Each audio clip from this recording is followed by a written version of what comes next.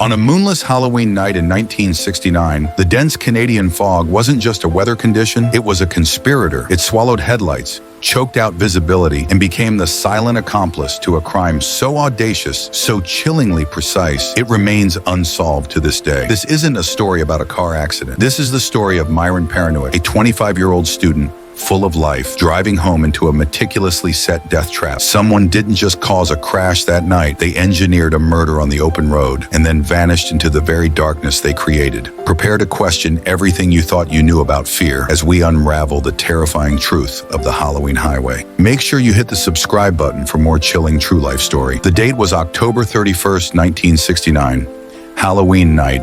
A chill had settled over rural Canada, carried on a creeping mist that thickened with every passing hour. It wasn't just the approaching winter biting at the air, something far more sinister was at play. Myron Parenuik was just 25 years old. A bright, ambitious young man, he was completing an honors degree at Lakehead College, with his sights firmly set on a master's. He was full of life, full of plans, on the cusp of something truly great. But that night, as he drove alone, his future was unknowingly converging with a chilling act of malice. Fog was a relentless, suffocating presence, swallowing the highway whole, reducing visibility to mere feet. It was the kind of night where the world shrinks around you, where the familiar becomes eerie and disorienting.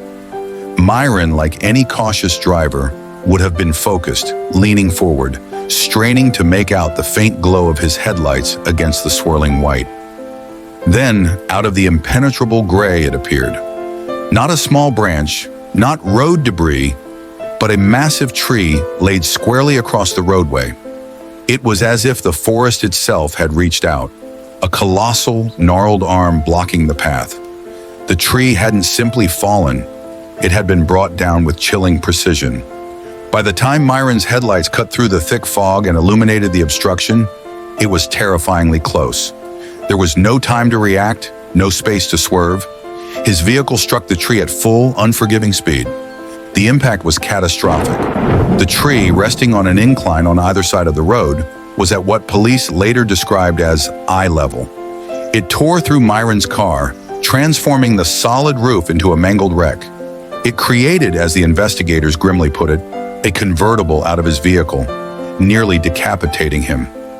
Myron Parenuik, so full of promise, died instantly in the wreckage. When emergency services arrived, the scene was one of profound horror and unsettling mystery. This wasn't a tragic, random act of nature. The evidence was irrefutable. The tree had been deliberately felled, not by a storm, but by a human hand. Police discovered fresh saw marks, undeniable proof of a chainsaw's work.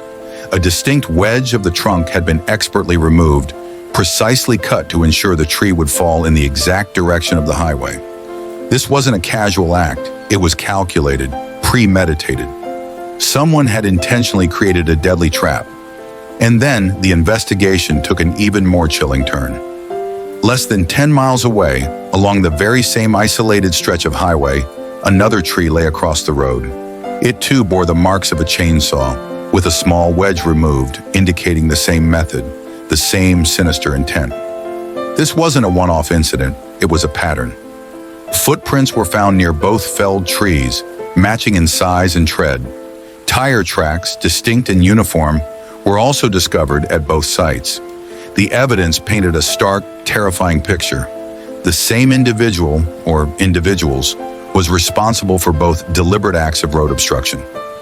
They hadn't just accidentally knocked a tree down, they had done this twice, on the same night, just miles apart. The Ontario Provincial Police, likely the lead agency for incidents on provincial highways in rural northern Ontario, launched a thorough investigation. They scoured the area, interviewed anyone who might have seen something, but the dense fog that Halloween night had been a cruel accomplice, obscuring not just the road, but perhaps the perpetrator as well. The mind reels trying to comprehend the motive. Why? Was it a sick, twisted Halloween prank gone horrifically wrong? A childish act that spiraled into unimaginable tragedy? Or was it something far darker, something more calculated, an attempt at robbery, or an act of pure, unadulterated malice aimed at anyone unfortunate enough to drive by?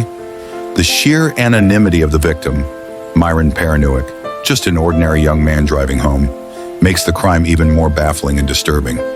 Consider the cold-blooded nature of it. Someone under the cloak of darkness and thick fog wielded a chainsaw, deliberately cutting down massive trees, knowing full well the devastating consequences for any unsuspecting driver. The casual disregard for human life is staggering. For Myron's family, the impact was profound and everlasting. His brother, Ernest Parenuik, who grew up with Myron in Schreiber, Ontario, carried the weight of that loss for decades. Even in his own obituary, published in 2025, Myron's name was listed, a testament to a wound that never truly healed. The memory of the vibrant, promising young man taken far too soon by an act of senseless violence lingered for generations. The case of Myron Parenuik stands as a haunting reminder of the unpredictable dangers that can lurk even on the most desolate roads. It's a chilling parallel to other unsolved highway mysteries in Canada, though unique in its method. Unlike some cases where individuals simply vanish, Myron's fate was tragically clear, yet the person responsible for it slipped away, vanishing into the very fog that claimed his victim. Despite a lengthy and arduous investigation, the person responsible for felling those trees, for orchestrating Myron Parenuik's horrific death, was never identified. The shoe prints and tire tracks led nowhere. The chainsaw, the motive, the perpetrator, all remain shrouded in the chilling mist of that Halloween night in 1969. Who was this individual? What possessed them to commit such an unspeakable act?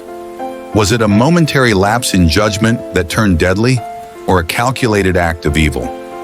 The answers remain buried with the secrets of that long-ago night, leaving us to wonder about the darkness that can lurk on the edges of our understanding, forever unsolved, forever chilling.